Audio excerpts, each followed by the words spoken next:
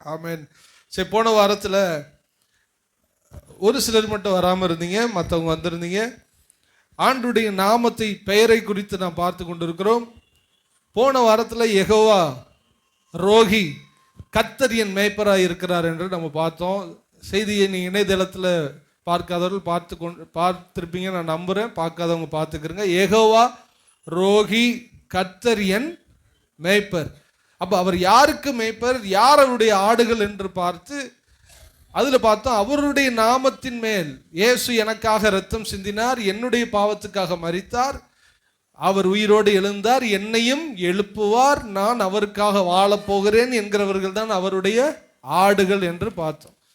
4 வெரைட்டிஸா இயேசுவை சந்திக்க வந்தார்கள், அவர்கள் ஆடுகள் அல்ல அப்படின்னு நான் பார்த்தேன். 4 விஷயம் என்னென்ன? ஃபர்ஸ்ட், பொறாமையில் என்ன பண்ணாங்க? சதுசேயர் பரிசேயர் பார்க்க வந்தார்கள். 2வது, ஆசீர்வாதத்துக்காக இயேசுவை பார்க்க வந்தார்கள். நான் ஒரு ஹைலைட் போன வாரம் நடந்ததை சொல்லிட்டு தான் இந்த செய்திக்கு போனால் நல்லா இருக்காதுக்காக சொல்கிறேன். அப்போ பொறாமையில் வந்தாங்க. 2வது, அடுத்து ஆசீர்வாதத்துக்காக வந்தார்கள். 3வது, பிரசங்கம் எப்படி இருக்குன்னு பார்க்கறதுக்காக பவுல் பிரசங்கத்தை கேட்க வந்தார்கள். 4வது, ஏரோது அற்புதங்களை கேள்விப்பட்டு அவரை பார்க்க ஆசையாயிருந்தான். இவர்கள் எல்லாம் அவருடைய பிள்ளைகள் அல்ல. இந்த வழியில் வந்தாலும் இயேசுவை சொந்த இரட்சகராக என்ன பண்ணிக்கணும்? ஏற்றுக்கொள்ளணும், ஆடுகளாக மாறிடணும் நான் சொன்னேன்.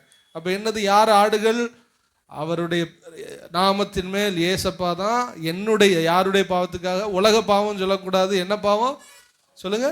என் பாவத்துக்காக என் தண்டனையை சிலுவையிலே ஏற்றுக்கொண்டார். அவர் மரித்தார், செத்து போனார்.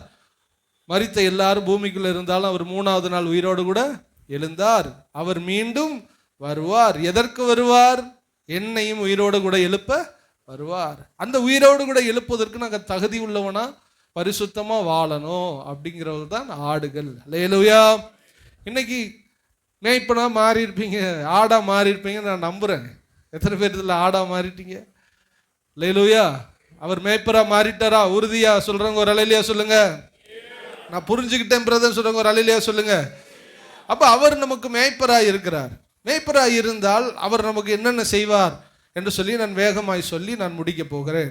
ஃபர்ஸ்ட், அவர் என்ன செய்வார் அப்படின்னா, யோவான் எழுதின சுவிசேஷம் 10ஆம் அதிகாரம் 4வது வசனத்தை வாசிக்கும் போது, ப்ளீஸ் பேஜ் நம்பர் சொல்லிட்டீங்கன்னா நல்லது. புதிய ஏற்பாடுல 141வது பக்கம். தெரியாதவர்கள், தெரிந்தவர்கள் தெரியாதவர்களுக்கு எடுத்து கொடுங்கள். யோவான் 10:4.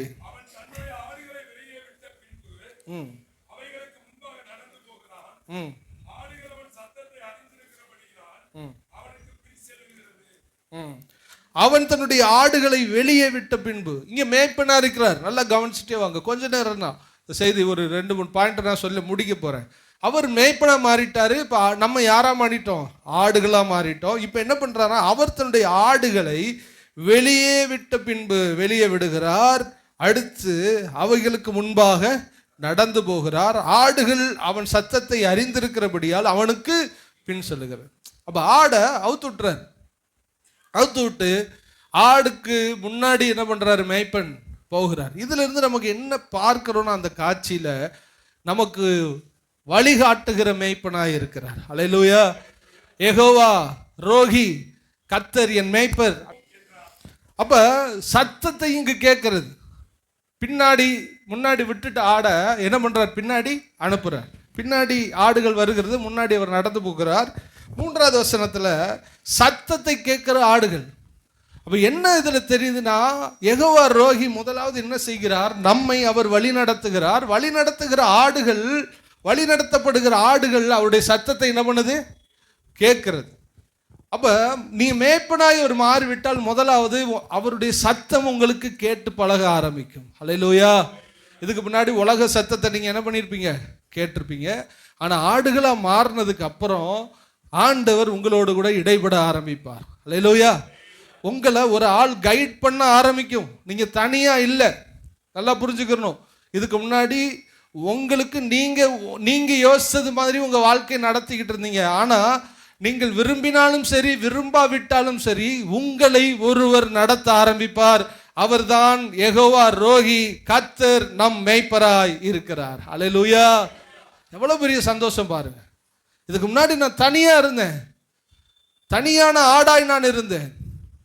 எனக்கு ஒரு சகோதரர் கூட்டங்களுக்கு வந்து கொஞ்சம் மாற்றம் அடைஞ்சுக்கிட்டு சொன்னார், முன்னாடிலாம் தப்பு பண்ணும்போது ஒன்றும் தெரியாது, ஆனால் இப்போ தப்பு பண்ணும்போது எனக்கு என்னமோ என்ன பண்ணுது, மனசு சொல்லுது. அந்த சொல்லுதுன்னு சொல்கிறீங்கல்ல, அதுதான் யெகோவா ரோகி. அல்லேலூயா.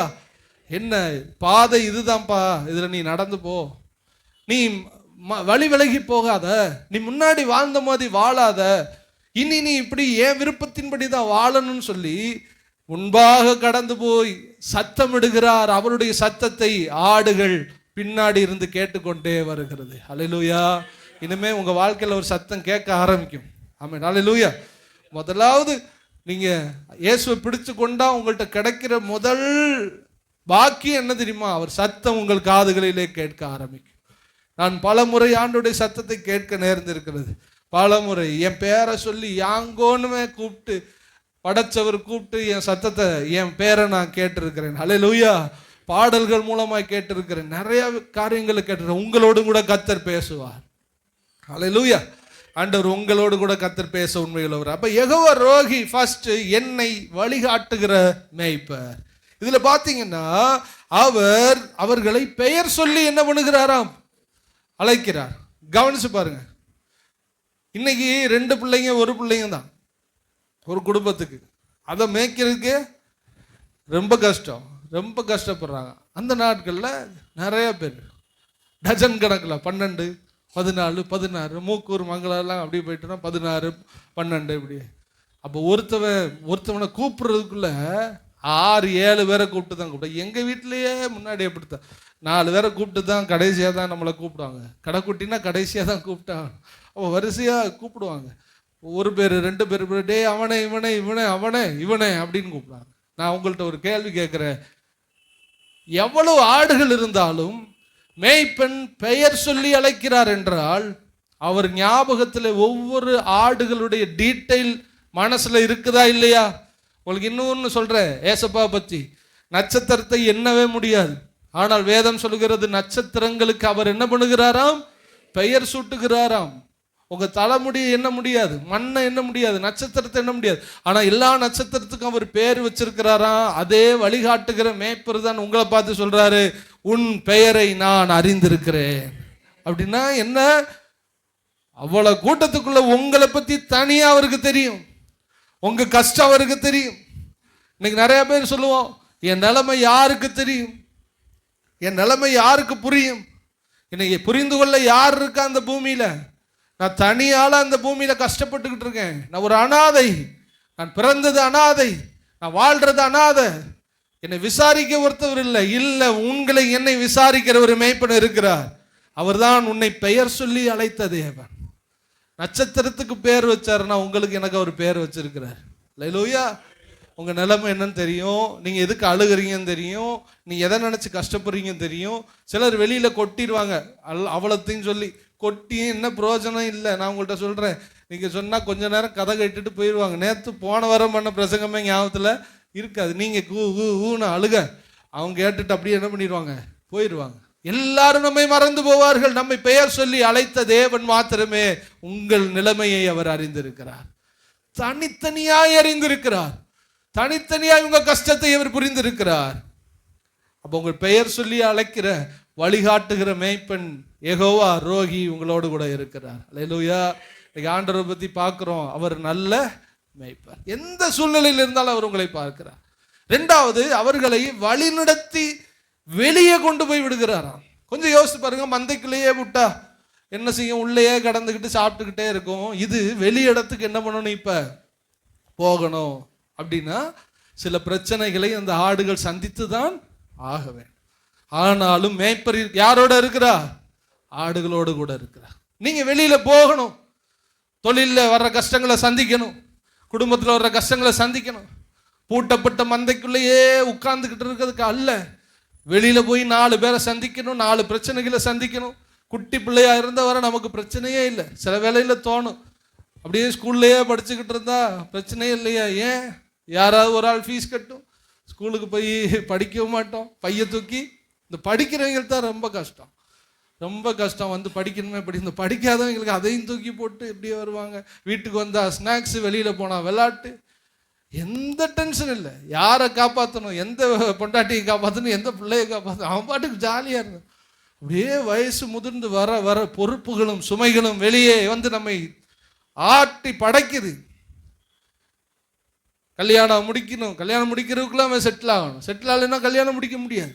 செட்டில் ஆகணும், அடுத்தவன் பிள்ளைய படிக்க வைக்கணும், அடுத்து அவன் வளருவான், அவன் வளர்ந்துக்கிட்டே போவான், அவனுக்கு காலேஜ் படிக்கணும், அடுத்து அவனுக்கு கல்யாணம் முடிக்கணும், அடுத்து மகளாக இருந்தால் வளகாப்பு பார்க்கணும், அப்புறம் புள்ள பேரன் பேத்தி எல்லாம் பண்ணி சொத்தெல்லாம் பிரித்து சேர்த்து கொடுத்துட்டு இவர் உட்கார்றதுக்குள்ள மண்டையை போடுற இடமே வந்துடும், வயசாயிருவான். எவ்வளவு சுமைகளை அவன் சுமக்க வேண்டும். இதுதான் மந்தையிலிருந்து வெளியே போகிற ஆடுகள். அவன் வெளியே போய் சர்வே பண்ணணும், வெளியே போய் அவன் பல பிரச்சனைகளை சந்திக்கணும். யார் கூட இருப்பா, யார் வழி நடத்துவா? ஆண்டவராய் இயேசு கிறிஸ்து யெகோவா ரோகி நம்மை வழி நடத்த உண்மையுள்ளவராய் இருக்கிறார். பிரச்சனைகள் வந்தாலும் அதை சந்திக்க ஆண்டவர் உங்களுக்கு கிருபை செய்வார். அல்லேலூயா. நீங்க எந்த பிரச்சனையை சந்திச்சாலும் உங்களை அனுப்புனவர் உங்களுக்கு முன்னாடி போறாருங்கிற நம்பிக்கையில நீங்க இருங்க. அல்லேலூயா. எவ்வளவு பிரச்சனைகள் வந்தாலும் என்னை அவர் நடத்த உண்மையுள்ளவராய் இருக்கிறார். சத்தத்தை அறிகிறார். என்னென்ன சத்தம் ஆடு விடும் தெரியுமா? பசிக்கும் போது ஒரு சத்தம் விடும், பயப்படும் போது ஒரு சத்தத்தை என்ன பண்ணும், விடும். எதிரி வரும்போது ஒரு சத்தத்தை விடும், முள்ளுல சிக்கிக்கிட்டா ஒரு சத்தத்தை விடும், வழி மாறி போகும்பொழுது ஒரு சத்தத்தை விடும். என்னென்னலாம் சத்தம் போட்டாலும் அழைத்த தேவனுக்கு அந்த ஆண்டவராய் இயேசு கிறிஸ்துக்கு அந்த சத்தம் காதுல கேட்கும். யெகோவா நல்ல மேய்ப்பர் நம்மோடு கூட இருக்கிறார். உங்களுடைய ஒவ்வொரு சூழ்நிலையும் அறிகிறார்.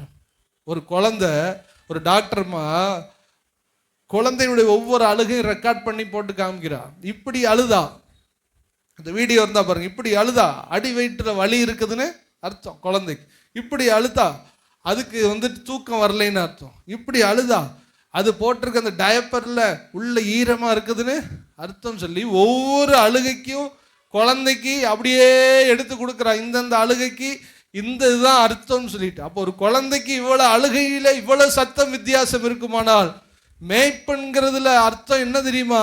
பசியா இருக்கிற ஆடு எப்படி கத்தும், பயப்படுற ஆடு எப்படி கத்தும், முள்ளுல சிக்கி இருக்கிற ஆடு எப்படி கத்தும், வழி மாறுகிற ஆடு எப்படி கத்தும் சொல்லி ஆண்டவர் அந்த மேய்ப்பனுக்கு இயற்கையாகவே அந்த ஞானத்தை கர்த்தர் வைத்திருக்கிறார். அல்லேலூயா. இப்ப நீங்க சொல்லுங்க, நீங்க ஆடுகளானால் நீங்க எந்த சூழ்நிலையில இருந்தாலும் என் தேவன் உங்களை அறிய உண்மையுள்ளவராயிருக்கிறார். எதுக்கு இந்த கோணத்துல இன்னைக்கு தேவனை பார்க்கிறோம்னா, தேவன் நம்ம ஃபர்ஸ்ட் பார்த்தபடி யெகோவா ஷம்மா கூட இருக்கிறவர் மட்டுமல்ல, யெகோவா இருக்கிறவராகவே இருக்கிறவர் மட்டுமல்ல, இன்று நம்முடைய எல்லா சூழ்நிலைகளையும் உணர்ந்து நமக்கு உதவி செய்கிற மேய்ப்பனாய் நம் ஆண்டவராக இயேசு கிறிஸ்து வெளிப்படுகிறார். அல்லேலூயா. சுருக்கமா சொல்லணும்னா, நீ எந்த சூழ்நிலையில இருந்தாலும் உங்களுடைய மன நிலைமையை அவர் அறிவார். ஆமென். வறுமையா இருக்கீங்களா? உங்களுக்கு உங்க பக்கத்துல உள்ளவனுக்கு தெரியுதோ இல்லையா? என் ஆண்டவருக்கு தெரியும். அழுகிறீங்களா? பக்கத்துல இருக்கிறவனுக்கு தெரியுமோ தெரியும், அவருக்கு தெரியும். உங்களுடைய சத்தத்தை கேட்டு வருகிறவர் தான் யெகோவா ரோகி. இன்னொரு பாஷையில சொன்னா, உன் சத்தம் கேட்டு வருகிறவர். அல்லேலூயா. அப்போ நீங்க இன்னையில இருந்து ஏன் நீங்க கவலைப்படணும்? உங்க கஷ்டங்கள்ல கவலைகள்ல புரிஞ்சுக்கிறணும், என்னை ஒருவர் பார்த்து கொண்டிருக்கிறார். என் இருதயத்தின் அங்கலாய்ப்பை ஒருவர் கேட்டு கொண்டிருக்கிறார். என் கண்ணீரை ஒருவர் பார்த்து கொண்டிருக்கிறார். என் கஷ்டத்தை ஒருவர் அறிந்து கொண்டிருக்கிறார். என் வறுமை ஒருத்தவருக்கு புரியும். நான் தனியாக இல்லை, நான் கைவிடப்பட்டவன் அல்ல. என்னை பார்த்து கொண்டிருக்கிற இறைவன், என்னை நோக்கி கொண்டிருக்கிற யெகோவா ரோகியாய் மேய்ப்பனா என்னை வழி நடத்துகிறவர் என்னோடு கூட இருக்கிறார். அல்லேலூயா. அதனால பயப்படாதீங்க, கலங்காதீங்க. அவர் நிச்சயமாய் உங்களை வழி நடத்த உண்மையுள்ளவராய் இருக்கிறார். அல்லேலூயா. பாருங்களேன், வழி நடத்தும் பொழுது ஒரு காரியம் நடக்குது. திசை மாறி போகுது. இந்த ஆடு என்ன பண்ணுது? திசை மாறி போகுது.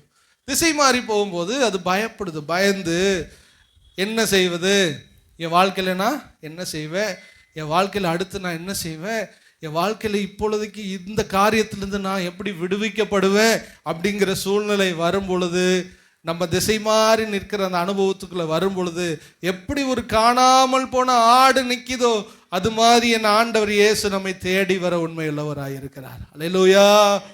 இந்த 100 ஆடுல ஒரு ஆடு என்ன பண்ணுமா, தப்பிச்சு போய் எங்கேயோ திசை மாறிடுமா. திசை மாறும்போது அது குழம்பி போய் நிற்கும். என்ன நிற்கும், நான் பயப்பட்டுக்கிட்டு இருக்கேன், எனக்கு என்ன செய்யறதுன்னு தெரியலன்னு சொல்லும்போது 99 ஆடுகளையும் விட்டு விட்டு இந்த ஒரு ஆடை என் ஆண்டவர் இயேசு தேடி வந்தார். இன்னைக்கு வாழ்க்கையில் எனக்கு ஒன்றுமே புரியல, நான் என்ன செய்யறதுன்னு எனக்கு தெரியல, என் எதிர்காலத்தை குறித்து எனக்கு என்ன பண்ணுறதுன்னுமே தெரியலேன்னு சொல்லி கை பிசகி கொண்டு முழிச்சுக்கிட்டு இருக்கோன்னு சொல்லுவாங்க சில பேர். நான் முழிச்சுக்கிட்டு இருக்கேன், எனக்கு என்ன செய்யறதுன்னுமே தெரியல. இந்த முழிச்சுக்கிட்டு இருக்க ஆடு தான் வழி தப்பி சிக்கி கொண்ட ஆடு.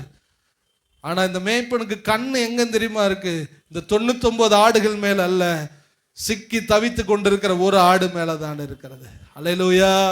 அதனால நான் என்ன செய்வேன், என்ன பண்ண போறேன், என் பிள்ளைகளுக்கு நான் என்ன பண்ண போறேன், என் குடும்பத்துக்கு நான் என்ன பண்ண போறேன் தெரியாம நீ முழித்து அப்படியே திகச்சு போயிருப்பீங்கன்னா ஆண்டவர் சொல்றாரு, உன் சத்தம் என் காதுல கேட்குது மகனே, நான் நல்ல ஒரு மேய்ப்பனா இருக்கிறேன், நான் உன்னை என்ன பண்ணுவேன், தேடி வருவேன். அல்லேலூயா. வேதம் சொல்லுகிறது, அவர் மப்பும் மந்தாரவுமான நாளிலே அவர் நம்மை தேடி வந்தாரா.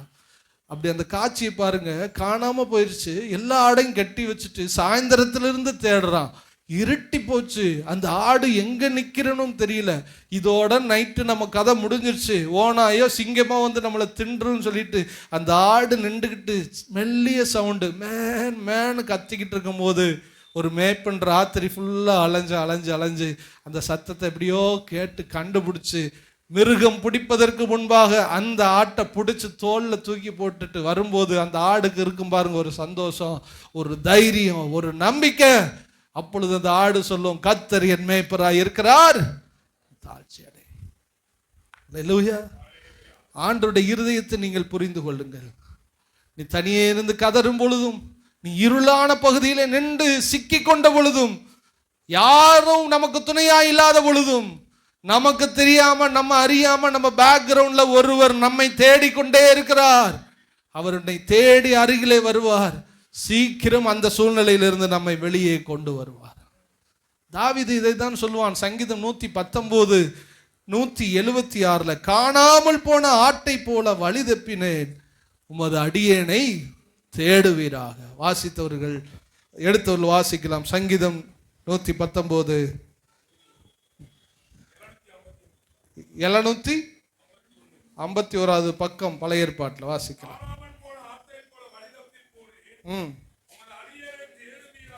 போதும். காணாமல் போன ஆட்டை போல வழி தப்பினேன், உமது அடியேனை.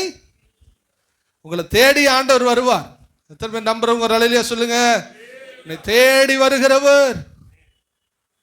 இருட்டிருச்சுப்பா, நம்மளை விட்ட எல்லா ஆடும் போயிருச்சு, நான் சிக்கிட்டேன், அவ்வளவுதான். ஏன்னா இருட்ட கொடூர மிருகங்கள் வந்துடும்.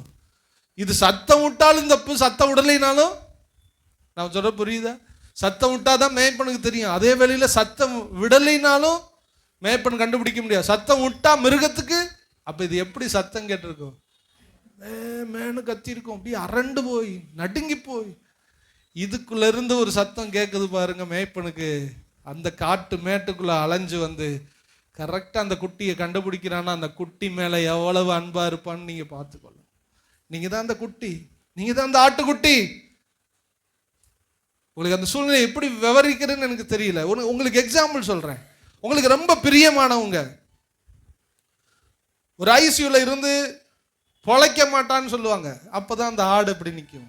அந்த சூழ்நிலைக்கு சொல்றேன். உங்கள் நெருங்கின சொந்தம் உள்ளே இருப்பாரு, டாக்டர் சொல்லுவாங்க எங்க கையில இல்ல, நிற்கும். அப்ப அந்த ஆடு அழுது நெஞ்செல்லாம் பதறி எப்படி இருதயத்தை தூக்கி வெளியில தூக்கி போட்ட மாதிரி இருக்கு, பதறி கை கால் நடுங்கி குடும்பமே நிற்கும். அந்த ஆடு ஒரு உதவி இருக்கு, அந்தகாரம்னா சந்திச்சு பார்த்தா தான் தெரியும், அப்படிப்பட்ட இருள். அப்பொழுது மேய்ப்பன் உதவிக்கரம் நீட்டுவார், டேய் மகனே நான் உன்னோடு கூட இருக்கிறேன், இருளா இருக்குன்னு கவலைப்படாத, கஷ்டமா கவலைப்படாத, கைவிடப்பட்டு சொல்லாத, நான் உன்னை விடுவிப்பேன். நீங்க இப்படிப்பட்ட சூழ்நிலை. இன்னொன்னு சொல்றேன், பெரிய கடன் பிரச்சனை, சீக்கிரத்துல கொடுத்தாகணும், கை பிசகி நிற்கிறோம், முடியல, எனக்கு என்ன செய்யறேன்னு தெரியும், என்ன செய்யறதுன்னு எனக்கு தெரியல, என்ன செய்யறதுன்னு தெரியாததுதான் சிக்கி கொண்டு வழி தப்பின ஆடு. உன் சத்தத்தை கர்த்தர் கேட்டு நிச்சயமாய் வருவார். அல்லேலூயா. தாவீது சொல்றான், காணாமல் போன ஆட்டை போல வழி தப்பிட்டையா, உமது அடியனை நீர் தேடுவீராக. அப்போ முதலாவது இந்த ஆண்டவர், இந்த மேய்ப்பன் நம்மை வழி நடத்துகிற மேய்ப்பன். என்ன செய்யறது, ஏது செய்யறது, எதிர்காலமே பிளாங்கா இருக்கு. உங்களுக்கு ஒண்ணு சொல்றேன், ஆண்டவரை நம்பி மட்டும் இருங்க. இந்த மேய்ப்பன் எப்படியாவது உங்களை கரையில சேர்த்துருவார். வேதத்துல 12 சீசர்களும் போட்ல ஏறியாச்சு, சூறாவளி காத்து அடிக்குது, சுத்தி விடுது, வானமே இருட்டாயிருச்சு. நம்ம ஆட்கள்லாம் நிலவு நட்சத்திரத்தை பார்த்து கரையை கண்டுபிடிச்சிடுவாங்க. கரையை கண்டுபிடிக்க முடியாத அளவுக்கு டார்க் ஆயிடுச்சு, சுத்தி விட்டுருச்சு, டைரக்ஷன் மாறிடுச்சு. எங்க நிக்கிறோம், நடுக்காட்டுல நிக்கிற மாதிரி நிக்கிறாங்க சீசர்கள். இயேசு 3ஆம் ஜாமத்தில் நடந்து வருவார். நடந்து வந்து கரெக்டா போட்டு மேல உட்காருவார். அந்த வசனத்தை இப்போ எடுக்க சமயம் இல்லை, நீங்கள் வீட்டில் போய் வாசிங்க. அவர் படகில் ஏறின உடனே அவர்கள் கரை சேர்ந்தார்கள். இவர் ஏறின உடனே கரைக்கு போற டைரக்ஷன் கிடைச்சிருச்சே. என்ன செய்யறது தெரியல, வழி தெரியலன்னு சொல்றவங்க தான் காணாமல் போன ஆடு. உங்களுக்கு ஒரு மேய்ப்பர் இருக்கிறார், வழிகாட்டுகிற மேய்ப்பர். அவர் என்ன செய்வார்? அவரை நீங்க உங்க உள்ளத்துக்குள்ள கொண்டு வந்து உங்க வாழ்க்கைக்குள்ள அவர் இருந்தாலே போதும், உங்களை சேர்க்க வேண்டிய இடத்துல அவர் நிச்சயமாய் கரை சேர்ப்பார். அல்லேலூயா. நீங்க கரை சேருவீங்க. எத்தனை பேர் நம்புறீங்க? நீங்க சிக்கிட்டு இருக்கீங்களா? உங்க சூழ்நிலை எனக்கு ரொம்ப தெரியாது, நான் தீர்க்கதரிசி அல்ல.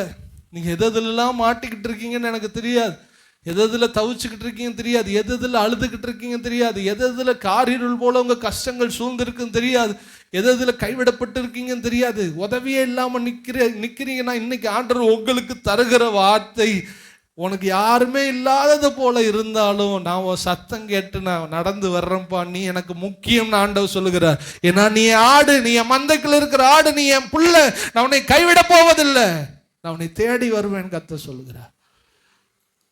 எங்கேயாவது இப்படி ஒரு தெய்வத்தை பார்த்துருக்கீங்களா? ஹல்லேலூயா. விட்டுட்டு ஓடுற தெய்வங்களை தான் பார்த்துருக்கிறோம். நம்மை தேடி வருகிற தெய்வம் நம்முடைய ஆண்டவர் மாத்திரமே. எல்லாரும் ஓடினாலும் அவர் தேடி வருவார். எத்தனை பேர் மெஜாரிட்டி பார்த்து வருவாரா, பணம் பார்த்து வருவாரா, உயர் ஜாதி பார்த்து வருவாரா? 99 இருக்குதுப்பா, நம்மளா இருந்தா போனா போயிட்டு போகுது போடா அப்படின்னு சொல்லிட்டு இருந்தோம். 99 போட்டுட்டு நீங்கெல்லாம் ஒரு ஆள் ஒற்றுமையா இருந்து பார்த்துக்கிறங்கடா, நான் போய் தேடிட்டு வந்துடுறேன், அந்த குட்டிடா பாவண்டான்னு அலைஞ்சு தேடி முள் புதர் பள்ளம் மேடு காடுகள் துஷ்ட மிருகங்கள் எல்லாத்துலேயும் போய் தேடி அந்த ஆடை தூக்கிட்டு வர்றாருன்னா அந்த ஆடை எவ்வளவா அந்த இறைவன் நேசிச்சிருப்பார். அந்த ஆடு தான் நீங்க. நான் எப்பவுமே யோசிப்பேன், ஆண்டவர் பாரபட்சம் பார்க்கிறவர் அல்ல. மனுஷன் தான் பாரபட்சம் பார்ப்பான், மனுஷன் தான் தகுதி பார்ப்பான், மனுஷன் தான் பணம் பார்ப்பான். என் ஆண்டவர் எந்த சூழ்நிலையில் இருந்தாலும் என்னை மறக்காதவர், யெகோவா ரோகி, நல்ல மேய்ப்பர், என்னை தேடி வருகிறவர். அவர் தேடி தேடி வந்ததுனாலதான் என்னையெல்லாம் பிடிச்சி நீங்கள் சபையில் உட்கார வைக்கவே முடியாது. நேற்று ஒரு சகோதரி பார்த்தாங்க, நீங்கள் பாஸ்டர்ன்னு சொன்னேன் பிரதர், ஆச்சரியப்படுறாங்க அப்படின்னு சொன்னாங்க. ஏன் இவனா? ஏன்னா என்னோட படித்தவங்களா இருந்திருப்பாங்கல்ல, இவன் பாஸ்டர் ஆயிட்டான், இவன் இன்னொருத்தர் சொல்றார் பேட் பாய் இன்னைக்கு பாஸ்டராக நிற்கிறான். நம்மளையெல்லாம் தேடுவாரா? எல்லாரும் புறக்கணித்தாலும் என் ஆண்டவர் தேடி வந்தார். ரட்சிக்கப்பட்டதுக்கு அப்புறம் பேட் பாயா பின்னாடி போனோம். எங்க போனாலும் இவனுக்கு தேவைடா, இவன் குட் பாயா மாத்தணும்னு ஆண்டவர் தேடி தேடி வந்தார், தேடி தேடி வந்தார். பலமுறை பின்மாற்றம், பலமுறை பின்னாடி போதாண்டவரே இந்த ஊழியம் இல்லை, இந்த கிறிஸ்தவ வாழ்க்கை வேணாம் அப்படின்னு நான் போன நேரமெல்லாம் என்னை தேடி வந்தார். நான் உங்களுக்கு ஒன்னேன்னு சொல்றேன், இந்த இடத்துக்கு வந்து ஏசப்பாவோட பிரசங்கத்தை கேட்டு இந்த இடத்துல அவர் ஆராதிச்ச நீங்க எங்க போனாலும் உங்களை விடவே மாட்டார். ஐயோ கூட்டம் இப்படி இருக்க, வித்தியாசமாக பேசுகிற மாதிரி தெரியுது, இனி போவோமா அப்படிலாம் யோசிக்க. நீ நான் உங்களுக்கு ஒன்று சொல்கிறேன், எங்கே போனாலும் உன்னை தேடி என் ஆண்டவர் வருவார். அல்லேலூயா. நீ எங்கே போனாலும் உங்களை விட மாட்டார். எதுக்கு? உங்களை பழி கொடுக்கவா, வெட்டவா? இல்லை, உங்களை தோள் மீது தூக்கி போட்டு உங்களை அரவணைக்க என் ஆண்டவர் இயேசு தேடி வருவார். நல்ல தேவனப்பா, இவரை நீங்கள் மறந்து போயிட வேண்டாம். அல்லேலூயா. இந்த தேவனை தேடி வாங்க, உங்களை தொடர்ந்து அவர் ஆசீர்வதித்து கொண்டே இருப்பார். ஃபர்ஸ்ட் அப்போ அவரை நீங்கள் பிடிச்சிக்கிட்டீங்கன்னா உங்களுக்கு எந்தவித கவலையுமே இல்லை. சங்கீதம் 37:37 சொல்லுகிறது, நீ உத்தமனை நோக்கி செம்மையானவனை பார்த்துரு. அதாவது ஆண்டவர் மேய்ப்பனா இருந்து ஆடுகளா ஒரு விசுவாசி மாறி இருக்கு உத்தமனா வாழ்றானா அவனை நீ பார். அந்த மனுஷனுடைய முடிவு சமாதானம். எத்தனை பேருடைய முடிவு சமாதானமா இருக்கணும்? தொடங்கிறது பெருசு இல்ல, நம்ம சாகிற வர நம்ம ஒரு சமாதானமான ஒரு வாழ்க்கை வாழணும். ஹல்லேலூயா. நம்ம முடிவு சமாதானமா இருக்கணும். தொடங்கிறது பெருசு இல்லை. ஓட்டப்பந்தயத்தில் ஓடிட்டு பொத்துன்னு சில பேர் கீழே விழுந்துரும், அது இல்லை. முடியும் போது உங்க பிறப்பு சாதாரணமாக இருக்கலாம், ஆனால் முடியும் போது ஒரு சமாதானம். ஃபஸ்ட் ஆசீர்வாதம் இல்லாமல் இருக்கலாம், ஆனால் நீங்கள் சாகிற அந்த முதிர் வயசுக்கு போகும்போது பலருக்கு ஆசீர்வாதமாக உங்கள் முடிவை பார்க்கும்போது பலரை நன்மைக்குள்ளாக நடத்தினவர்களா, பலருக்கு விருப்பப்பட்டவங்களா, பலர் உங்களை விரும்பத்தக்க இடத்துல ஆசீர்வாதமான பாத்திரமாய் மாற்றும். அதான் உத்தமனை நோக்கி செம்மையானவனை பார்த்துரு, அந்த மனுஷனுடைய முடிவு சமாதானம். உங்களுடைய என்னுடைய முடிவு சமாதானமா இருக்கணும். எத்தனை பேர் விரும்புறீங்க? அப்போ வழிகாட்டுகிற அந்த மேய்ப்பனை பிடித்து கொள்ளுங்கள், சமாதானமான முடிவை அவர் உங்களுக்கு தருவார். நிறைய பேர் நல்லா இருப்பாங்க, திடீர்னு செத்து போயிடுவாங்க. நல்லா இருப்பாங்க, திடீர்னு வாழ்க்கை ஒன்னத்துக்கு தான் போயிடும். நல்லவனை போல இருப்பாங்க, அப்புறம் ஒன்னத்துக்கு தான் போயிடுவாங்க. இல்லை, மெதுவா தொடங்கி முடிவிலே நம்முடைய வாழ்க்கை சமாதானமாய் முடிய வேண்டும். நான் மரிக்கும் நாளிலே அநேகர் வந்து நமக்கு சாட்சி சொல்லணும், இந்த மனுஷன் நல்லா வாழ்ந்தாயா, இந்த மனுஷனால நான் ஆசீர்வாதத்தை பெற்றுக்கொண்டேன், இந்த மனுஷன் பாவியா இருந்தா இன்னைக்கு இவ்வளவு நல்லவனா மாறிட்டான்னு சொல்ற அளவுக்கு நம்முடைய முடிவு சமாதானமாய் இருக்க வேண்டும். ஹல்லேலூயா. கடந்த நாட்களில் உடைய தலைமை போதகர் மறித்து விட்டார்கள். உடைய துவக்கம் சாதாரணமான துவக்கம், அற்பமான ஒரு துவக்கம். ஆனால் முடிவோ சமாதானம். உயிரோடு இருக்கும்போது நாங்கள் கேள்விப்பட்டதை விட மறித்ததுக்கு அப்புறம் நிறைய சாட்சிகளை கேள்விப்பட்டோம். 3 நாட்களும் 1 நிமிடம் கூட கேப் விடாமல் இரவும் பகலும் சாட்சிகள், கிட்டத்தட்ட 300-400 சாட்சிகள். இன்னும் 3-4 நாள் சாட்சிகள் போகும். இன்னும் அந்த தாக்கம் எங்கள் இருதயத்தை விட்டு போகல. ஒரு மனுஷனுடைய துவக்கம் எப்படி வேணாலும் இருக்கலாம், முடிவோ எப்ப அந்த முடிவு வரும்? தேவனோட இருந்தா வழிகாட்டுகிற தேவன் கடைசியாய் கரெக்டான இடத்துல நம்மை கொண்டு போய் சேர்ப்பார். எத்தனை பேர் முடிவு சமாதானமா இருக்க விரும்புறீங்க? தொடக்கத்தை எல்லாம் பார்க்காதீங்க, இப்ப உள்ள சூழ்நிலையை பார்க்காதீங்க, ஆண்டரோட இருங்க. உங்களை எப்படியாவது கரை சேர்த்து நல்ல முடிவை கற்று தருவார். துவக்கம் முடிவில்லை, கிளைமேக்ஸ் தான் நமக்கு முக்கியம். ஆண்டவர் கரெக்டா செய்வார், கரெக்டா கொண்டு போவார். நீங்க ஆண்டவரை பிடிச்சிட்டா உங்க குடும்பத்துக்கு என்ன செய்யணுமோ அதை நிச்சயமா அவர் என்ன பண்ணுவாரு? செய்வார். நீங்களா பெருசா யோசிச்சுக்கிட்டு இருக்காதீங்க. நமக்கு தேவையானது ஒன்று, மரியாள் தன்னை விட்டு எடுபடாத நல்ல பங்கு. நீங்க அவரை பிடிங்க, அவர் நம்முடைய குடும்பத்தை எல்லாவற்றையும் என்ன செய்யணுமோ அவர் செய்வார். நீங்க செய்யறதை விட அவரு செய்வார். உங்களை படைச்சதே அவர் தான். உங்களுக்கு மூளை இருக்கா அப்படின்னு அவங்களை கேட்டா நீங்க என்ன சொல்ல? மூளை இருக்குன்னு சொல்லி. ஆனா மூளை நீங்க யாராவது பார்த்துருக்கீங்களா? உங்க மூளைய, உங்க மூளையை பார்த்தவர், உங்க ஹார்ட்டை பார்த்தவர், உங்க இருதயத்தை பார்த்தவர் சொல்றாரு, ரொம்ப துல்லாதப்பா, என்னமோ நீ தான் உன் குடும்பத்தை காப்பாத்துற மாதிரி. நான் உன் குடும்பத்தை என்ன பண்ணுவேன்? காப்பாத்து. உன்னை படைச்சவர். பாருங்க, ஒரு மெயின் பாக்ஸ்ல இருந்து இவ்வளவு வயர் போய் தான் இவ்வளவு எரியுது. ஒன்று கட்டான உடனே ஒன்று கட் ஆயிருது. உங்க மூளையில ஒன்றை கட் பண்ணி விட்டுருந்தா என்ன நடந்திருக்கும் நீங்களே சொல்லுங்க.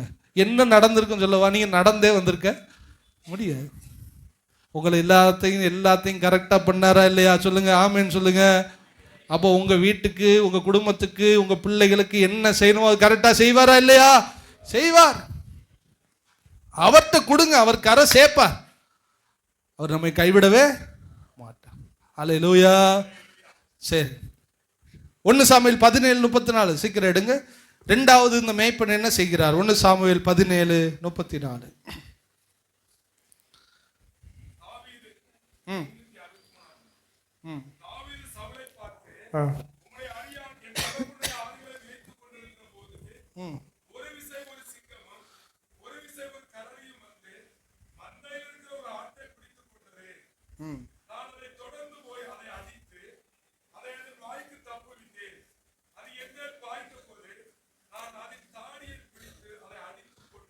சரி, நல்லா கவனிங்க.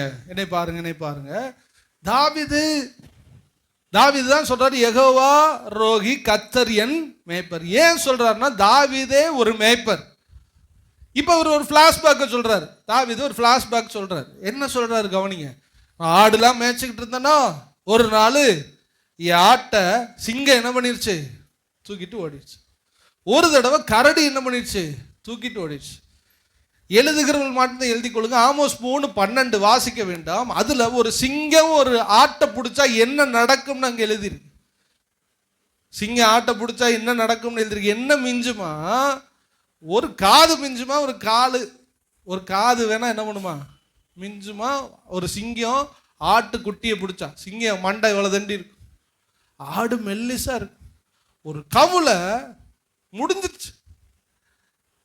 மிச்சத்தை தான் எலும்பு துண்டுகளை போடும். நல்லா கவனிச்சுட்டே வாங்க. தாவீது ஃபிளாஷ்பேக் சொல்றாரு நடந்ததை. என் வாழ்க்கையில் எங்க அப்பா கொடுத்த கொஞ்சம் ஆடை மேய்ச்சிக்கிட்டு இருக்கும்போது ஒரு குட்டி ஆடை சிங்கம் லபக்குன்னு என்ன பண்ணிடுச்சு, தூக்கிட்டு. சிங்கம் எவ்வளோ கிலோமீட்டர் ஸ்பீடில் ஓடும். அது பல்லோட தன்மை என்ன, அதோட ஜா, அந்த கடிக்கிற ஸ்பீடு என்ன, அதோட ஸ்ட்ரென்த் என்ன, அதெல்லாம் டிஸ்கவரி சேனலில் போடுவோம். கடிச்சு தூக்கிட்டு போகும்போது, கவ்வி கொண்டு போகும்போது இங்கேருந்து பிடிக்கிறான் ஓட்டத்தை. எங்கிட்டு ஓடினாரு, பிடிச்சிருச்சு, இங்கிட்டு ஓடலை, சிங்கத்து பக்கம் ஓடுறாரு. பிடிச்சா சேஸ் பண்ணுறான் சிங்கத்தை.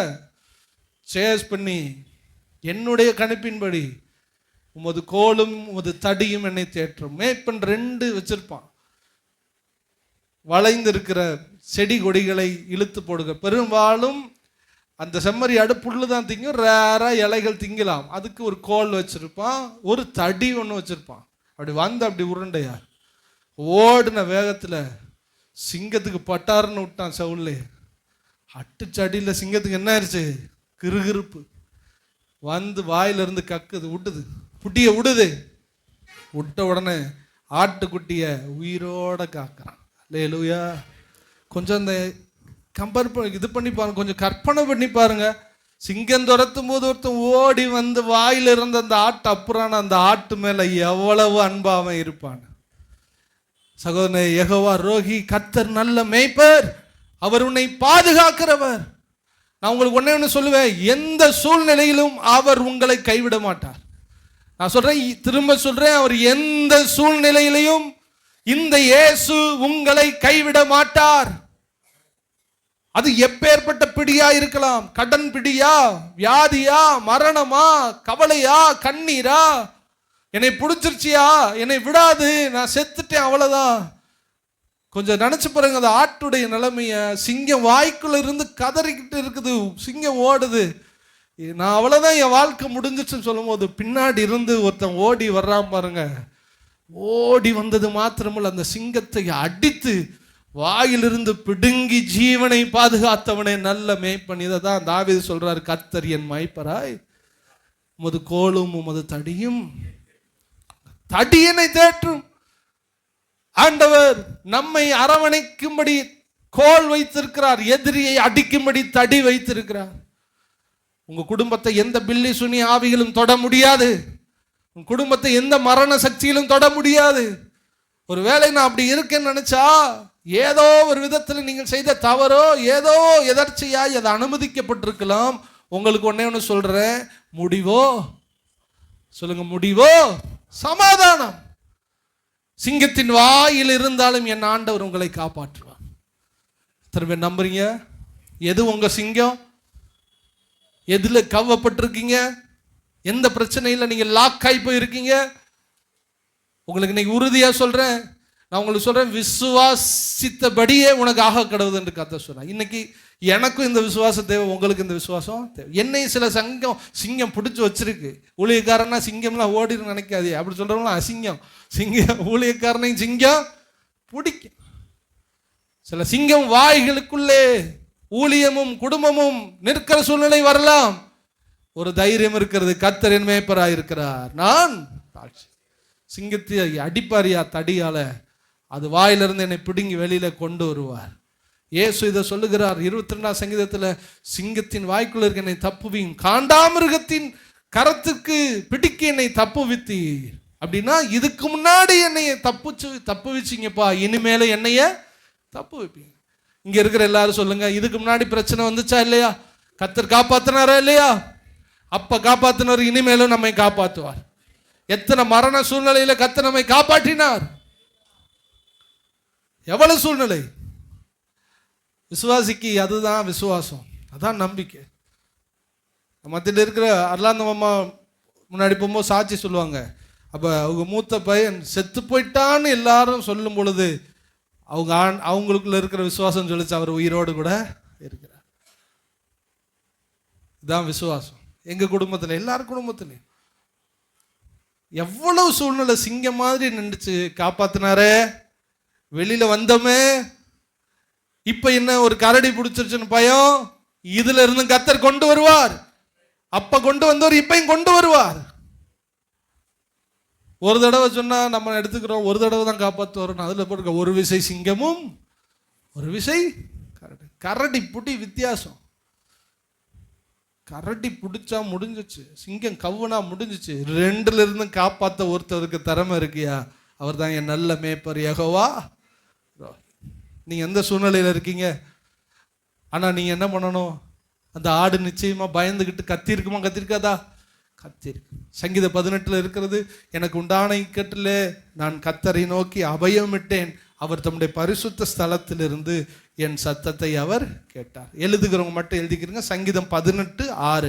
எனக்கு உண்டான நெருக்கத்தில் கர்த்தரை நோக்கி கூப்பிட்டேன், என் தேவனை நோக்கி அபயமிட்டேன், நான் கதறினேன், தமது ஆலயத்திலிருந்து என் சத்தத்தை கேட்டார். சிங்க வாயில இருக்கிறவங்க சோத்திரம் சோத்திரம்னாலும் காப்பாற்ற விட முடியாது. என்னமோ நடந்துகிட்டு இருக்கு. நான் உங்களுக்கு சொல்றேன், மௌனம் ரொம்ப ஆபத்தானது. கஷ்டப்படும் போது உன் வாயை விரிவாய் தர நான் நன்மைகளால் உன்னை என்ன பண்ணுவேன்? ஆபத்து காலத்தில் என்னை நோக்கி கூப்பிடு, நான் உன்னை விடுவிப்பேன், நீ என்னை மகிமைப்படுத்து. உங்க குடும்பத்தில் எத்தனை பேருக்கு ஆபத்து, கஷ்டம்? ஒரு அசுத்தாவி நம்மளை பிடிச்சிடும். எப்படி பிடிக்கும் தெரியுமா? சில பேர் பாருங்க, அடிக்கும் போது உதறுவான், சிலர் திருப்பி அடிப்பான். நம்பிக்கை இழந்தவன் அடி வாங்கிக்கிட்டே இருப்பான், அடி வாங்கிட்டே. அப்ப சிங்கம் போல பிரச்சனை வரும்போது சில பேர் என்ன பண்ணுவாங்கன்னா, ஜெபம் பண்ண மாட்டாங்க. என்ன செய்வாங்க? அவ்வளவுதான்டா நம்ம வாழ்க்கை, இதோட நம்ம வாழ்க்கை முடிஞ்சு. ஆண்டவர் சொல்றார், என்னை நோக்கி கூப்பிடு, நான் உனக்கு மறு உத்தரவு. தாவீது இங்க என்ன மௌனமா இருந்தாரா? எனக்கு உண்டான நெருக்கத்திலே கர்த்தரை நோக்கி கூப்பிட்டேன், என் தேவனை நோக்கி அபயமிட்டேன். பிரேயர், ஜெபம் பண்ணுங்க. நான் உங்களுக்கு ஒன்று சொல்றேன், தேவனுக்கு எவ்வளவு வல்லமை இருக்கிறதோ ஜெபத்துக்கு அவ்வளவு வல்லமை இருக்கிறது. நீங்கள் ஜெபித்தால் தான் தேவன் செயல்படுவார். உங்க கஷ்ட சூழ்நிலையில உம்முன்னு மௌனமா அவ்வளவுதான் முடிஞ்சிருச்சுன்னு மௌனம் அப்படியே மௌனம் சாதிக்காதீங்க. நம்ம இன்னும் ஒன்று நம்ம என்ன பண்ணல, சாகல. புரிஞ்சுக்கிறங்க, வாய்க்குள்ளதான் இருக்கோம், இன்னும் நம்ம என்ன பண்ணல, சாகல. சொல்லுங்க எல்லாரும், வாய்க்குள்ளதான் இருக்கோம், இன்னும் சாகல. உங்க சத்தத்தை வெளியில கொண்டு வரும்படி கர்த்தர் விரும்புகிறார். தேவனே என்னை விடுவி. நிறைய பேர் அவ்வளவுதான் வாழ்க்கை முழு சும்மா இருக்காங்க. இயேசுவை பற்றி எழுதப்பட்டிருக்கிறது, அவர் தமக்கு உண்டான அந்த பயத்தில் என்ன பண்றாரா, மகா சத்தத்தோடும் கூக்குரலோடும் பிதாவை நோக்கி அவர் வேண்டிக் கொண்டார், அதனால் அவர் விடுவிக்கப்பட்டார். இயேசுப்பாவை கதறி ஜெபம் பண்ணினாராம், என் தேவனே என்னை விடுவி. இங்க இருக்கிற எல்லாருக்கும் ஒன்னே நான் சொல்றேன், உங்க கஷ்ட நேரத்தில் தயவு செய்து மௌனமா என்ன பண்ணாதீங்க, இருக்காது. முன்னாடி விட நீங்க இப்பதான் உபவாசம் அதிகமா இருக்கணும். 1 மணி நேரம் ஜெபம் பண்ண, இப்போ நீங்க 4 மணி நேரம் ஜெபம் பண்ணணும், 2 மணி நேரம் ஜெபம் பண்ணணும். நீங்க எவ்வளவு நோக்கி கூப்பிடுறீங்களோ, தட்டுங்கள் உங்களுக்கு திறக்கப்படும், தேடுங்கள் நீங்கள் கண்டடைவீர்கள், கேட்கிற எவனும் பெற்றுக்கொள்வான். ஜெபம் பண்ணி ஆண்டவரே எங்களுக்கு உதவி செய்யும், ஆண்டவரே எங்களுக்கு உதவி செய்யும், ஆண்டவரே இதிலிருந்து எங்களை விடுதலையாக்கும். உங்கள் சத்தம் இந்த ஆட்டின் சத்தம் தொனிக்கப்படட்டும், மேய்ப்பனின் காதுகளில் விழட்டும். அப்பொழுது மேய்ப்பன் ஓடி வருவார், தடியை எடுப்பார், சத்துருவின் தலை உடைக்கப்படும், உங்களை வெளியில இருந்து ஆண்டவர் கொண்டு வருவார். பிரேயர் ரொம்ப முக்கியம். ஜெபிக்காமல் விசுவாசிகள் இருக்கக்கூடாது. ஆண்டவரை ஏற்றுக்கொண்டீங்கன்னா நெக்ஸ்ட் ஸ்டெப் பிரேயர் லைஃப் ரொம்ப ரொம்ப முக்கியம். நீங்க ஜெபம் பண்ண தான் உங்க குடும்பத்தின் ஆசீர்வாத கதவுகள் திறக்கும். கட்டுகள் உடையும், உங்களுக்கு மகிமை மேன்மை உண்டாகும். உங்கள் எதிர்காலம் எல்லாவற்றுக்கும் பிரேயர் பிரேயர் பிரேயர் பிரேயர் ஜெபம் ரொம்ப ரொம்ப ரொம்ப முக்கியம். அமலேக்கின் படைகள், ஒரு பெரும் படை வருகிறது. யோசுவா என்கிற ஒருவன் படைகளோடு யுத்தம் பண்ணுகிறான். நல்லா கவனிச்சுவாங்க. யோசுவா ஒரு படையோடு அமலேக்கியர்களோடு யுத்தம் பண்ணுகிறான். சண்டை 2 பேருக்கு ஸ்டார்ட் ஆயிடுச்சு. யோசுவா அடிக்க அடிக்க அமலேக்கியன் ஓடுறான். மேலே ஒன்று நடக்குது. மேலே மலை மேலே மோசேயும் ஊரும் ஆரோனும் 3 பேர் ப்ரேயர் பண்ணுறான். இவன் ப்ரேயர் பண்ணிக்கிட்டு இருக்கும்போது ப்ரேயர் பண்ண கீழே இருக்கிற யோசுவா அடித்து எதிரியை துரத்துறான். இப்போ இவனுக்கு மோசைக்கு கை வலிச்சிருச்சு. எவ்வளோ நேரம் தூக்கிட்டு கை நிற்கிறது? கையை இறக்குனான் பாருங்க. இறக்குன உடனே எதிரி யோசுவாவை அடிக்க ஆரம்பிச்சு. என்னடா அது மேஜிக் மாதிரி இருக்கு. கையை தூக்கினா அடிக்கிறான், கையை இறக்குனா அடி வாங்குறான். கண்டுபிடிச்சாங்க, ஏய் நம்ம ஜெபம் பண்ண தான்ப்பா அங்கே யோசுவா அடிக்கிறான். யோசுவா என்றால் இரட்சகர் என்ற அர்த்தம். யோசுவாவுடைய மறு அர்த்தம் இயேசு கிறிஸ்து. இயேசுவா இருந்தாலும் உங்கள் குடும்பத்தில் விடுதலை தர வேண்டுமானால் நீங்க முழங்கால் போட்டாதான் வரும். கரங்களை வித்து அல்லேலூயா சொல்லுங்க. இல்லை என்றால் இயேசு கிறிஸ்துவா இருந்தாலும் அவர் உங்களுக்கு உதவி செய்ய முடியாது. யோசுவா யுத்த வீரன், அவனுக்கு மறுபெயர் இரட்சகன். இயேசுக்கு மறுபெயர் இரட்சகர். ஆனால் யோசுவா இங்கு யுத்தத்திலே ஜெயிக்க வேண்டுமானால் மோசே முழங்கால் படியிட வேண்டும். உங்க குடும்பத்தில் எதுல சிக்கிக்கிட்டு இருக்கீங்க? இந்த சிக்கல்ல இருந்து வெளியே வரணும்னா நீங்க யோசிச்சுக்கிட்டு இப்படியே உட்கார்ந்து இருக்கிறதுனால வர முடியாது. உங்க முழங்கால நீங்க முடக்கணும். நீங்க ஜெபம் பண்ண ஆரம்பிக்கணும். ஆண்டவரை நோக்கி கூப்பிடணும். வயிறு காய போட்டு ஃபாஸ்டிங் போட்டு ஜெபம் பண்ணி நீங்கள் எவ்வளவு கூப்பிடுகிறீர்களோ கர்த்தர் வைராக்கியமாய் உங்களுக்காக இறங்கி உங்கள் எதிரி தாடையை அடித்து உங்களை அங்கிருந்து வெளியில கொண்டு வருவார். கடன் பிரச்சனையா வெளியில கொண்டு வருவார். தரித்திரமா வெளியில கொண்டு வருவார். குடும்ப கஷ்டமா வெளியில இருந்து கொண்டு வருவார். பாவ கட்டுகளா வெளியே கொண்டு வருவார். எத்தனை பேர் விசுவாசிக்கிறீங்க? பிரேயர் ரொம்ப முக்கியம். நம்ம இதுக்கு முன்னாடி பண்ண பிரேயர்லாம் விட்டுருவோம். நம்ம இதுக்கு முன்னாடி நம்ம வேற வழிபாடுகள் இருக்கும்போது ஒரு செகண்ட் இப்படி நினைச்சிட்டு போயிடுவோம். இந்த நினப்பு ஜெபம்லாம் நம்ம விடுதலையாக்காது. பல மணி நேரம் நீங்கள் உங்கள் குடும்பத்தை முழங்காலில் தாங்கி நீங்கள் ஜெபித்தால் மட்டுமே உங்கள் குடும்பத்தை நீங்கள் காப்பாற்ற முடியும். உங்கள் தொழிலில் உங்கள் வாழ்க்கையில் ஆசீர்வாதம் வேணும்னா பிரேயர் பண்ணி ஆகும். ஒரு 5 வருஷம் 10 வருஷம் விசுவாசிகள் 1 மணி நேரத்துக்கு மேலே ஜெபம் பண்ண. இப்பொழுதுதான் வருகிறேன் என்றால் காலையில் நீங்கள் ஒரு 10 நிமிஷமாவது என்ன பண்ணணும்? பிரேயர் பண்ணணும். நான் ராத்திரி 10 நிமிஷமாவது ப்ரேயர் பண்ணணும். ப்ரேயருங்கிறது உங்க மூச்சு காத்து. ப்ரேயரை நிறுத்தினா நீங்க செத்துருவீங்க, நான் செத்துருவேன். அல்லேலூயா. யெகோவா ரோகி நம்மை பாதுகாக்கும். கடைசியா ஒன்று சொல்லி நான் முடிக்கிறேன். நம்மை போஷிக்கும்னா உணவளிக்கும் மேய்ப்பர். அவர் என்னை புல்லுள்ள இடங்களில் மேய்த்து அமர்ந்த தண்ணீர் அண்டையில் கொண்டு போய் விடுகிறார். நல்லா கவனிக்க. எங்க புல்லு இருக்குன்னு யாருக்கு தெரியும்? ஆடுக்கு தெரியுமா? மேய்ப்பனுக்கு தெரியுமானா மேய்ப்பனுக்கு தான் சரி. எங்க புல்லு இருக்கு, எங்க அது நல்ல புல்லு, எது அவன் உடம்புக்கு நல்லது, எங்கு தண்ணீர் இருக்குது, இதெல்லாம் பார்த்து பார்த்து பார்த்து பார்த்து இந்த மேய்ப்பன் கொண்டு போய் அந்த ஆடுகளை என்ன பண்ணுவாராம்? மேய்ப்பார். இஸ்ரேல் தேசம் மலை தேசம். மலை தேசத்துல இப்படி ஒரு டாப் இருக்குமா, அங்கங்க புல் இருக்குமா. இந்த மேய்ப்பன் கொண்டு போய் அந்தந்த இடத்துல கொண்டு போய் அந்த புல்லை என்ன பண்ணுவாராம்? மேய்க்க வைப்பாராம். இதுல இருந்து என்ன தெரியுதுன்னா, நம்ம வாழ்க்கையில உங்களுக்கு என்ன தேவையோ, எது உங்க வாழ்க்கைக்கு செட் ஆகுமோ, என்ன வேலை செட் ஆகுமோ, எந்த தொழில் செட் ஆகுமோ, எப்போ கொடுக்கணும், எப்படி கொடுக்கணும், உங்களை என்ன ஆசீர்வதிக்கணும்னு உங்களை விட உங்களை படைச்ச யெகோவா ரோகி மேய்ப்பனுக்கு நல்லா தெரியும். கரங்களை வைத்து அல்லேலூயா சொல்லுங்க. புல்லுள்ள இடங்களில் மேய்த்து எந்த புல்லை என் பிள்ளைக்கு கொடுக்கணும், எதை சாப்பாடா கொடுக்கணும், எந்த தண்ணியில கொடுக்கணும். தண்ணியில விஷங்கள் இருந்திருக்கும், ஆடு சாப்பிட்டு செத்துரும். ஆடுக்கு எந்த தண்ணியும் கொடு, எல்லாத்தையும் டெஸ்ட் பண்ணி கொடுக்கிறவன் தான் நல்ல மேய்ப்பன் யெகோவா ரோகி. இன்னொரு இடத்துல இருக்கும், அவர் என் சத்துருக்களுக்கு முன்பாக ஒரு பந்தியை, எதிரிக்கு முன்பாக. நம்ம குடும்ப நிலையை நினைச்சு, நம்ம பிள்ளைகளை நினைச்சு, நான்லாம் இங்க தகுதியா, நான்லாம் இங்கே நான் நிற்க முடியுமா அப்படின்னு நீங்கள் உங்கள் சுற்றிலும் உங்களை பகைக்கிறவர்களுக்கு முன்பாக நீங்கள் நின்றுக்கிட்டு இருக்கும்போது உங்களை என் ஆண்டவர் பார்த்து உங்களுக்கு நல்ல உடையை கொடுத்து, இப்படியே நீங்கள் இருக்க மாட்டீங்க. நான் உங்களுக்கு சொல்கிறேன், நீங்க இன்னைக்கு தகுதி இல்லை, அந்தஸ்து இல்லை, மற்றவங்களுக்கு முன்னாடி நிற்கணும் எந்த யோக்கியதையும் இல்லை, 4 பேருக்கு முன்னாடி மரியாதையா வாழ முடியல, என்னை எல்லாரும் கேவலமா பார்க்கறாங்க நீங்க நினைச்சுக்கிட்டு இருக்கீங்களா? உங்களோடு கூட மேய்ப்பர் இருக்கிறார், யெகோவா ரோகி.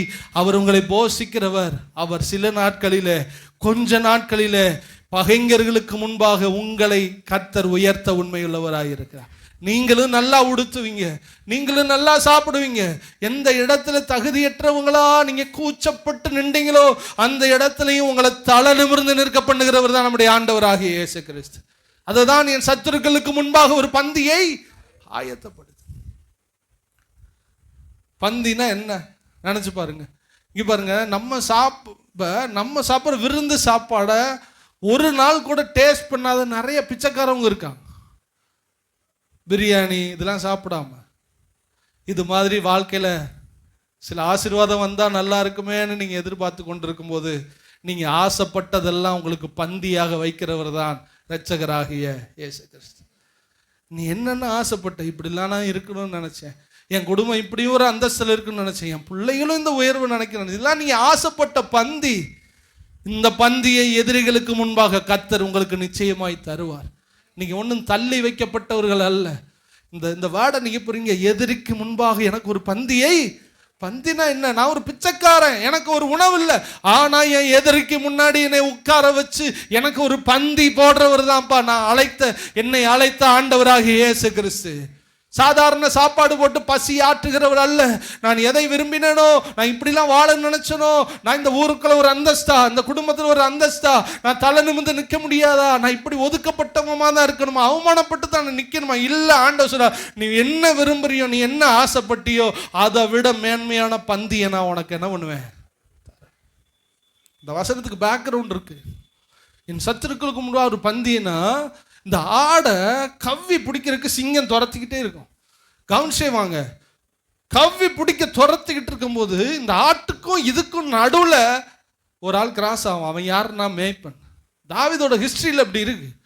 இப்போ ஆடுகள் அங்கே இருக்கிறது, ஆட்டை பிடிக்க சிங்கம் இருக்குது, நடுவில் தாவீது இந்த தடியை பிடிச்சிக்கிட்டு என்ன பண்ணுவாரான், உட்கார்ந்துருக்கும் போது இந்த சிங்கம் ஆட்டை பார்க்குமா, சாப்பிட்றலாமே அப்படின்னு நினைக்கும் போது தடியை பார்க்குமா, பயந்துக்கிட்டு பம்மி போய் உட்காந்துருக்கும். ஆட்டை பார்க்குமா, தடியை பார்க்குமா, இது ரெண்டையும் பார்க்காம ஆடு என்ன பண்ணுமா? இதை தான் என் சத்துருக்களுக்கு முன்பாக, என் சத்துரு சிங்கத்துக்கு முன்னாடி மேய்ப்பனாகிய தாவீதே, எனக்கு நீர் ஒரு பந்தியை.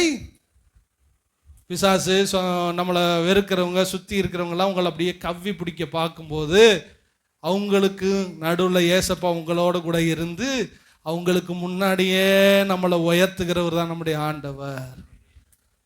யார் உங்களை அவமானப்படுத்தினாலும் அங்க நீங்க உயர்வீங்க, அங்க உங்களை கர்த்தர் மேன்மைப்படுத்துவார். அது நடந்திருக்கா இல்லையா?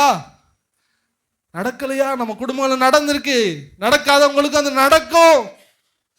யெகோவா ரோகி எதிரிக்கு முன்பாக ஒரு பந்தியை ஆயத்தப்படுத்து. நம்ம எல்லாரும் அப்படி எழுந்திருப்போமா? இந்த மேய்ப்பன் உங்களை வழி நடத்தும் மேய்ப்பன், இந்த மேய்ப்பன் உங்களை பாதுகாக்கும் மேய்ப்பன், இந்த மேய்ப்பன் உங்களை போஷிக்கும் மேய்ப்பன். ஹல்லேலூயா.